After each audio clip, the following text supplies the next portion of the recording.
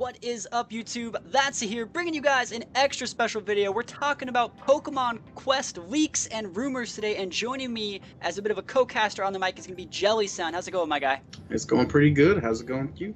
It's going pretty good. So this is the first game that got released. I know that a lot of people want to hear me talk about Pokemon Let's Go Pikachu and Let's Go Eevee rumors and confirmations, but we're going to be doing a video on Pokemon Quest first. You guys can check out the video for Let's Go Pikachu and Let's Go Eevee tomorrow morning. So Pokemon Quest, this game is completely different, and I almost want to say no one was expecting this, and my webcam just went out again. So let's turn it back on. There we go. All right, webcam just went out. But yeah, no one was expecting this, right? No, I mean, I don't know that I've ever expected a spin-off game when they release a spin-off game, but it's really nice to see. I mean, not like this. Like, this is straight up like Pokemon Minecraft. That's what I think it is. I think it's Pokemon Minecraft. Totally, it just looks like it. Yeah, so, like, look at this Bulbasaur. This thing is pretty ridiculous looking. I saw the Butterfree. That Charizard's actually pretty cool looking. Another thing you were talking about, you think this game's more like an RTS. It looks like you have units that you semi-control, they have attacks and stuff like that, but you can also just set them on auto, which we can see, like, right here. Yeah. It looks like it's you're gonna send out your guys, like, probably with a checkpoint, like, do you remember, was it Final Fantasy Revenant Wings? No, that's only you that remembers that game. Or was it, I think I remember it. I think Halo Wars also had a similar mechanic in its RTS, in that you didn't, like, control your units like in StarCraft or Command & Conquer. Here it looks like they control themselves and you choose when to use their special abilities. That's pretty good. I know that there's a lot of other, Pokemon spin-offs, and this one is going to be for the Switch. This is the first spin-off game that's, like, different than, like, Pokemon's obviously on the Switch, but, like, there's this game on the Switch. It's also going to be on mobile devices coming out at the end of June, right? Yeah, I think cross-platform is a really good idea, especially with the Switch being so mobile. I kind of wish that it wasn't coming out on the phones, though. Like, I have a Switch. Like, let me be happy that I have stuff that other people don't, I'm not going to say this is the type of game to sell consoles, but if you want to make, like, a free-to-play game on Switch, like, it makes sense they're putting it, though. Actually, I completely disevaluate everything that I said, because it makes sense. They're a business. They want to make money.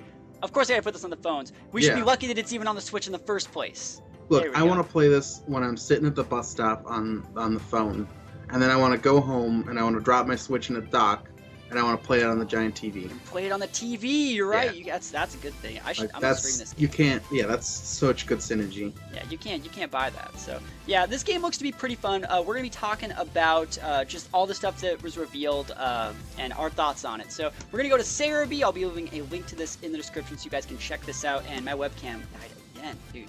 This thing is slacking. This webcam, it's slacking so hard. But if I catch it really fast, it really doesn't matter.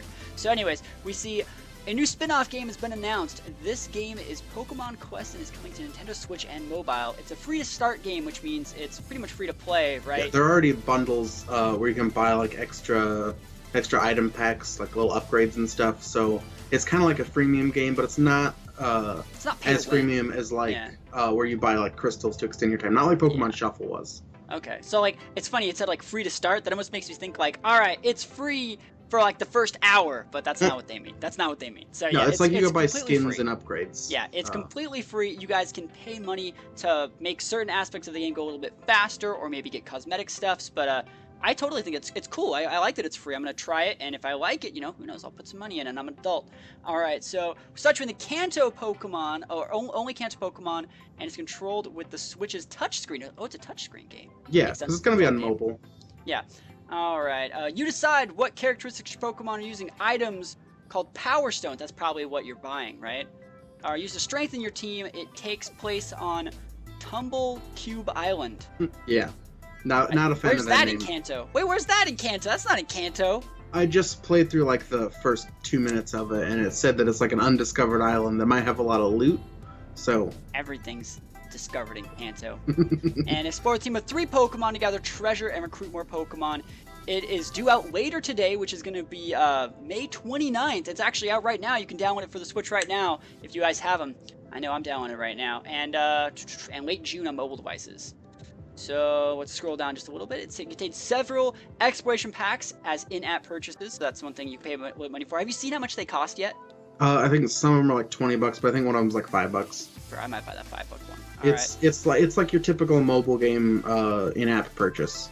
Okay. And I think the Power Stones are gonna let you customize sort of like the RPG element of it a little more, like how much like of each different stat you're gonna do, or if you're gonna do like elemental damage. I'm not sure. Okay. It says Expedition Pack 1. Number of dishes you can cook at the same time. I don't know how big cooking is in it, but you can do +1. PM tickets, I don't know what that means. You receive as a service for members.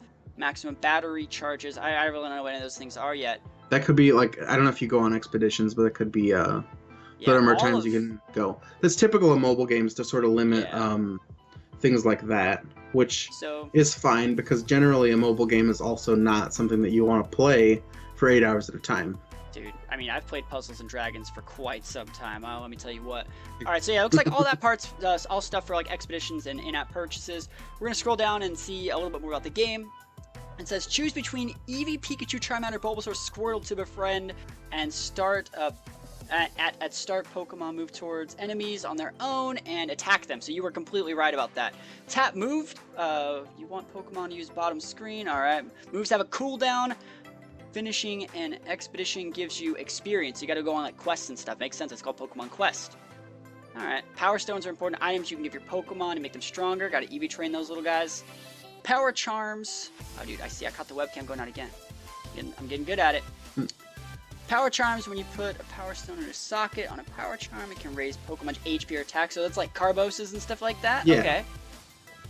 It seems That's like a goal of the game. it's going to be a game that if you got some downtime, you're waiting at the DMV, you're going to be able to go on a quest, get some loot, and then go back about your day. And then later, leaders, or like I don't know. Maybe like patches. In spin-off games, they generally don't follow that format. Yeah, you're right. They might have like events, kind of like how Pokemon Pitcross or whatever that game was. Shuffle, Pokemon Shuffle. Same thing. Yeah, that's the word. You're not wrong. So anyways, first Expedition Pokemon, Pidgey Rattata, strong Pokemon, Meowth waves 3. Dude, I don't even know what that means. But it talks about berries and stuff like that. Overall, I think this game is gonna be pretty fun. I'm probably gonna be making some content for this, so hopefully you guys like seeing some of that stuff. I'll be able to get it uploaded on the channel throughout the week. I know personally I've never been that into spin-off games. Like, let's think about the spin-off games. There's that Pitcross, Shuffle. I was never really into those. Mystery Dungeon is one that a lot of players like, and I never really played those either. I know you played Mystery Dungeon, right? Yeah, Does it seem like Mystery Dungeon? Is this kind of the same thing? No. No, I mean, I know you have like Pokemon Mystery Dungeon had a better. That was like an RPG game, more. Yeah, more it RPG. handled its narrative. This seems to kind of be loose with the narrative because it's a mobile game. Well, I mean, another one. I think personally, my favorite spin-off game was Puzzle Challenge, and this is not that. But it should be fun. I mean, it's a free game. You can't be free. It's free, and it should be able to tide you guys over at least. Like, this game's out May 29th. This should totally be able to hold you guys over at least until E3, when we're going to be getting a ton more info on these games, right? I think that's the real ticket. So I mean, E3 is going to be huge, and who knows? E3 might even give us some more stuff in this game. Like, who knows? They might just say, like, in honor of new Pokemon stuff, we're giving everyone a free expedition pass or whatever in Pokemon Quest, and I've seen a lot of players on Twitter, like a lot of Pokemon players really are saying they're going to go like hard in this game because they don't really have anything to do. And if you don't got anything to do and you really got to itch that Pokemon itch, and Ultra Sun and Moon are totally like washed for you, you can't wait, this will probably kill some time for you, and it should be pretty fun. It looks like you can see it. There's a bunch of different Pokemon. Like, you guys know I'm getting that Butterfree. So it looks, you got all 150. So they're all 150. Okay. They're also pushing Gen 1 a lot here. Yeah, Gen 1 is going to be pretty important. The other games, though, like Let's Go Pikachu and Eevee, stuff like that, that's Gen 1 as well, right? Yeah. It makes sense, because, like, a lot of people on Twitter I saw were complaining, like, both these games are Gen 1. You've Gen 1, like, 6 times. You got to think about it, man. Like, their target audience for people that want a Pokemon game, their target audience isn't old enough to have realistically played Fire Red and Leaf Green. Yeah. Right? So, like, the target audience of people that can buy the games are people that are our age and older, like people that are probably in their late 20s to early 40s. That's the people that have the money to buy the system, that would be buying the system for their 10-year-olds and stuff like that. Yeah, the free game's not for them. The free game's not for them, but I mean, I'm just saying, like, a lot of people are really not liking the fact that it's Kanto right now, but you got to look at it from like a business perspective, and that Pokemon want to be able to push Kanto to a new generation that has never seen it before. Yeah, plus there are a huge faction of people that only like Gen 1. I like Gen 1. They can make a Gen 1 game every game, and I'd be like, dude, that's fine. And you know, if you're the Beatles, and you wrote Hey Jude, you don't just play it once. If it ain't broke, don't fix it. That's what I'm talking talking about. You play it again. About. Yeah. If you have a hit, Actually, keep have you heard Hey Jude? That song actually is just like 10 minutes long. Like, they pretty much say Hey Jude at the end for like the last 6 minutes of it on repeat. It's like Don't Stop Believin'.